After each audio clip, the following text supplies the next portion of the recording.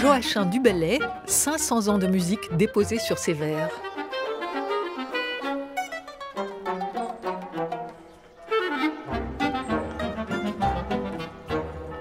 En fait, mon titre est un tout petit peu trompeur. À l'entendre, on pourrait penser que du Bellay a été mis sans cesse en musique depuis 500 ans. Eh bien non, pas du tout, loin de là. Ce qui est encore plus curieux, c'est qu'à son époque, on ne trouve que peu de publications de musique sur ses textes. 37 pour tout le XVIe siècle. Pourtant, il a connu des musiciens, il en a fréquenté. Et sans doute, certains se livraient-ils à l'improvisation sur ses sonnets, en s'accompagnant à la lyre, au luth ou à l'épinette, comme il était d'usage à cette époque.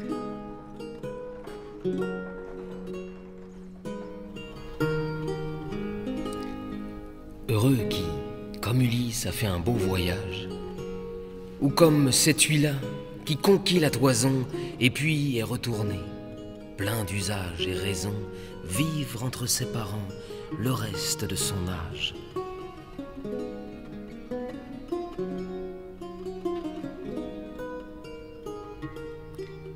Quand reverrai-je, hélas, de mon petit village fumer la cheminée, et en quelle saison reverrai-je le clos de ma pauvre maison, qui m'est une province et beaucoup d'avantages?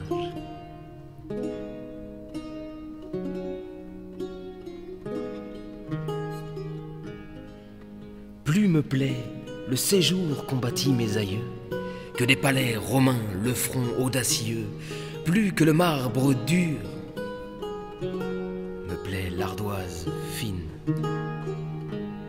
Plus mon Loire gaulois que le Tibre latin, plus mon petit Liré que le mont Palatin, et plus que l'air marin,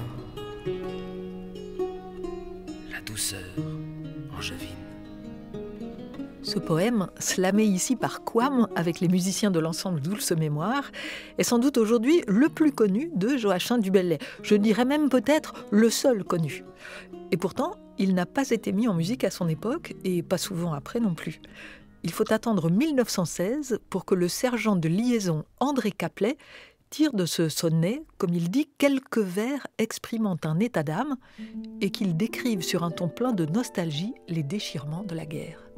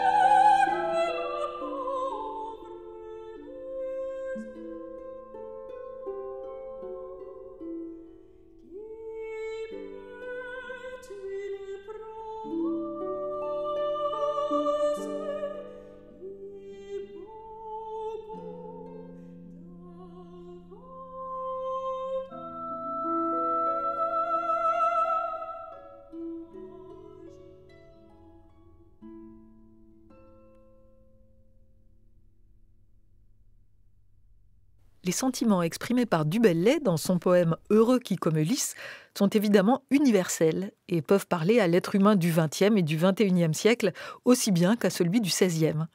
Il fait partie d'un recueil intitulé « Les regrets », composé par du Bellay en grande partie pendant son séjour à Rome, séjour assez malheureux pour qu'il lui fasse regretter sa patrie angevine. Néanmoins, ce n'est apparemment pas ce genre de poésie qui touchait les musiciens de son temps, qui préféraient mettre en musique des poèmes d'amour. Il voudra voir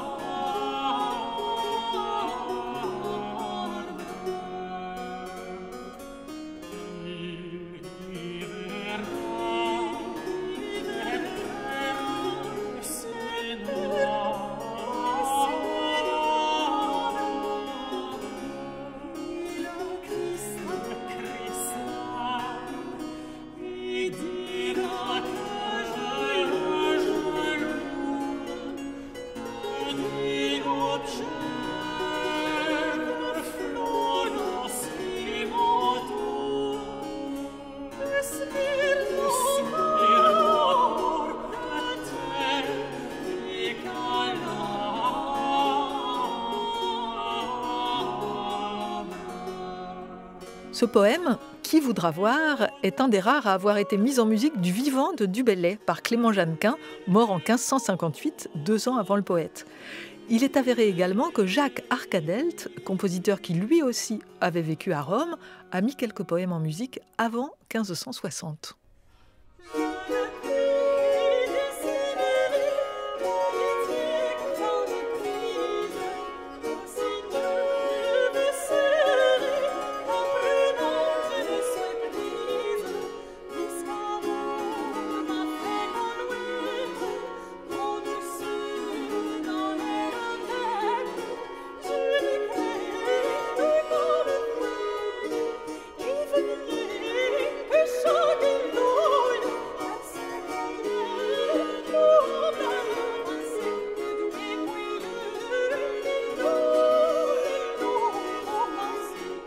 Jacques Arcadelt, musicien franco-flamand, bien connu en Italie et en France pour sa musique religieuse, a néanmoins composé énormément de musique profane, madrigaux italiens et chansons françaises.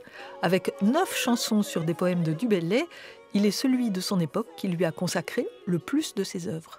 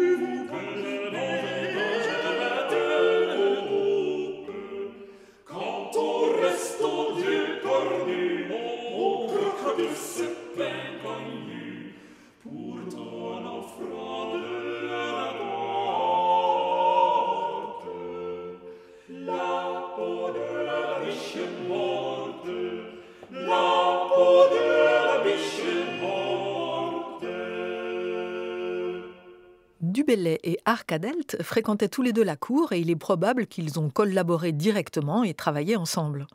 À part Arcadelt, Du Bellay a côtoyé des musiciens dans la suite de son cousin le cardinal Jean du Bellay, qui l'a accompagné à Rome, et il connaissait également certains membres du chœur de Notre-Dame de Paris.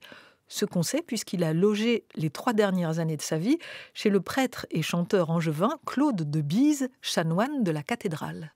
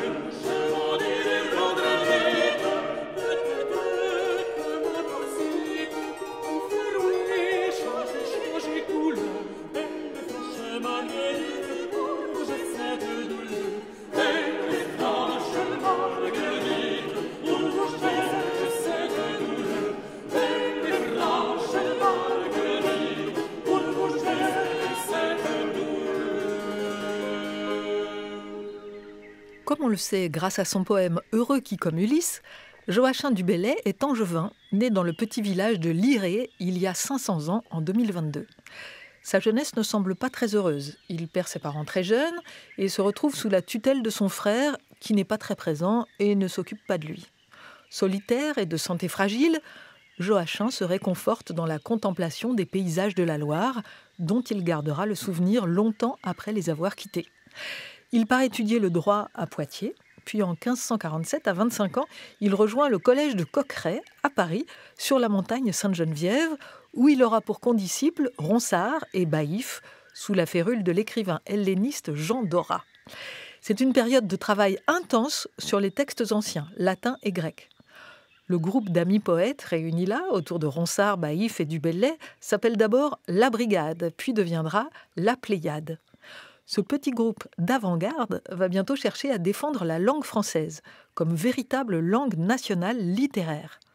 En 1549, Du Bellay publie un manifeste intitulé « La défense et illustration de la langue française », dans lequel il prône l'enrichissement du français par l'imitation créative du latin, du grec, des langues régionales et de l'italien moderne. Il recommande aussi l'utilisation de nouvelles formes comme le sonnet. Justement, Du Bellay écrit en 1549 son premier recueil de sonnets qu'il intitule « L'Olive ». C'est une vieille demande qui adore ton cil portrait, ce Dieu de mon souci, de mon cœur par lui soupira adouci, de tes yeux sort le feu qui me dévore, donc le prix de celui qui t'honore, est-ce la mort et le marbre adouci, ou plus ingrat soupir aussi, mon feu pas mort et ta rigueur d'or, l'esprit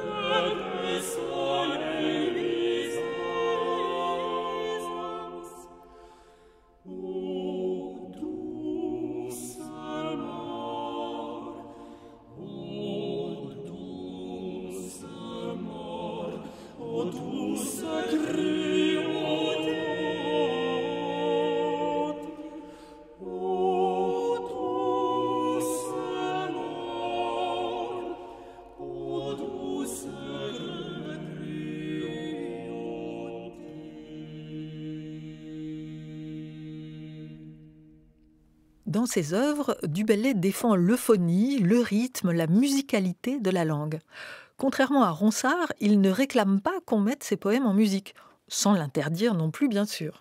Son recueil L'Olive, qui met en poésie l'amour pour une dame, sur le modèle des sonnets de Pétrarque, est celui qui a le plus attiré les musiciens, certainement en raison de son sujet. En 1553, Du Bellay, qui a beaucoup de soucis d'argent et de santé, accepte de partir pour Rome dans la suite de son cousin, le cardinal Jean du Bellay. Il est d'abord enchanté d'aller en Italie, mais il va bientôt déchanter, se perdant dans 1000 activités pénibles, comme il le dit dans l'un de ses sonnets. « Je vais, je viens, je cours, je ne perds point le temps. Je courtise un banquier, je prends argent d'avance. Quand j'ai dépêché l'un, un autre recommence, et ne fait pas le quart de ce que je prétends. Qui me présente un conte, une lettre, un mémoire, qui me dit que demain est jour de consistoire, qui me rompt le cerveau de 100 propos divers, qui se plaint, qui se dolte, qui murmure, qui crie. Avec tout cela, dis Panjas, je te prie, ne t'ébahis-tu point comment je fais des vers ?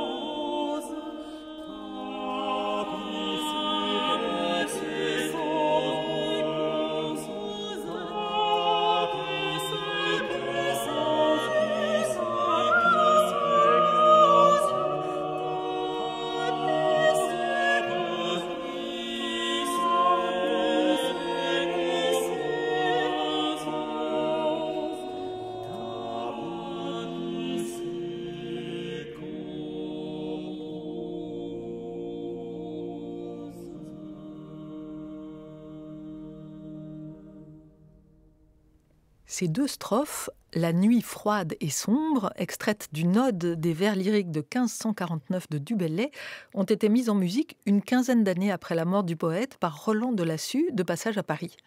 C'est le plus chanté et le plus enregistré de tous les textes de Du Bellay. Cependant, son recueil le plus connu est celui des Regrets, qu'il a écrit pour la plus grande partie à Rome et qu'il a publié en rentrant à Paris en 1558. Il est alors fatigué, malade, demi-sourd, comme il le dit dans ses poèmes. Il travaille beaucoup néanmoins et publie ses derniers recueils. Il meurt le 1er janvier 1560, à l'âge de 37 ans. Son œuvre va désormais vivre sans lui. Jusqu'à la fin du siècle, 37 chansons seront faites sur ses vers, puis la période baroque l'oubliera complètement. Et c'est au milieu du XIXe siècle, puis surtout au XXe, qu'il revient un peu en faveur grâce à des compositeurs aussi différents que Victor Massé, André Caplet, Raoul Laparra, Claude Arieux, Louis Betz ou Jean Français.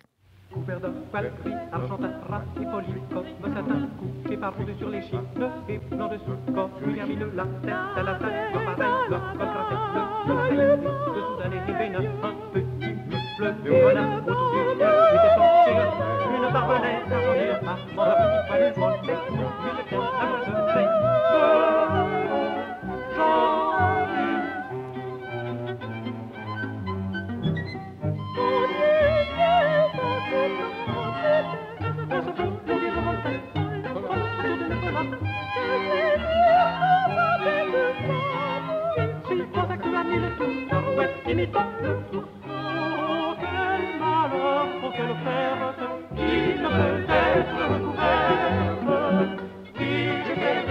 depuis 3 jours.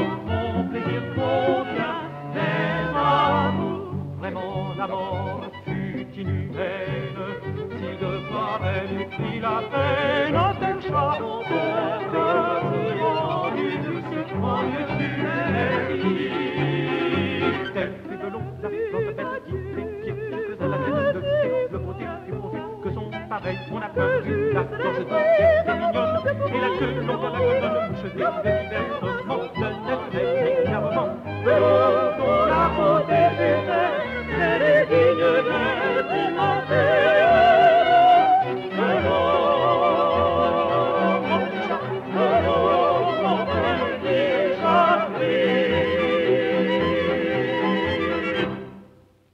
Cette mélodie pour quatuor vocal de Jean Français est composée sur quelques-uns des 200 vers de l'hymne de Du Bellay à son petit chat Bello qui vient de mourir. Il est vrai que l'œuvre de Du Bellay est très diverse, exprimant une foule d'émotions très différentes, propres à inspirer des musiques de toutes sortes de factures.